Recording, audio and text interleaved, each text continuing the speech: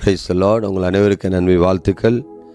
சகரியா 3:2 வாசிக்கும்போது, அக்கினி நின்று தப்புவிக்கப்பட்ட கொள்ளி அல்லவா என்று கர்த்தர் யாரை சொன்னார் தெரியுமா? யோசுவாவை சொல்லுகிறார். யோசுவா எல்லாவற்றிலிருந்து தப்புவிக்கப்பட்ட ஒரு நீதிமானாக காணப்படுகிறார்.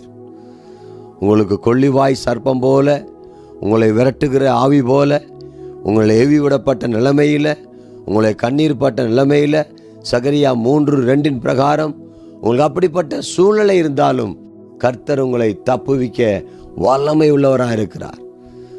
உங்களை பலப்படுத்த வல்லமை உள்ள தெய்வமாக இருக்கிறார். உங்களுடைய எல்லா கட்டுகளை அவர் உடைப்பார். உங்களுடைய எல்லா சூழ்நிலை அவர் மாற்றுவார்.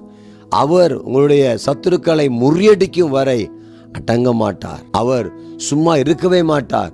துரிதமாய் உங்களுக்காக அவர் போராடுவார். அவர் உங்களுக்காக பெரிய காரியங்களை செய்வார். கவலைப்படாதீங்க, கர்த்தர் உங்களை ஆசீர்வதிப்பார். கொள்ளி வாய்ப்பு சர்ப்பம் போல பலவிதமான தீமையான காரியங்கள் இருக்கா, அதிலிருந்தெல்லாம் உங்களை விடுவிக்க போகிறார். ஜெபிக்கலாம். நல்ல பிதாவே, நன்றியோடு நாங்களுமே துதிக்கிறோம், ஸ்தோத்திரிக்கிறோம். உங்கள் நாமத்தை மாத்திரம் மையப்படுத்தும், பலப்படுத்தும், தடைகளை மாற்றும், அபிஷேகத்தால் நிரப்பும், தேவைகளை சந்தையும் உதாவியின் வல்லமையால் நிரப்பும். ஆண்டவரே, உங்கள் நாமத்தை மாத்திரம் மையப்படுத்தி உயர்த்துங்கப்பா. எல்லா நாமத்திலும் மேலான நாமம் இயேசு கிறிஸ்துவின் வல்லமையுள்ள நாமத்தில் ஜெபிக்கிறேன். ஜெபம் கேளும் எங்கள் நல்ல பிதாவே. ஆமென்.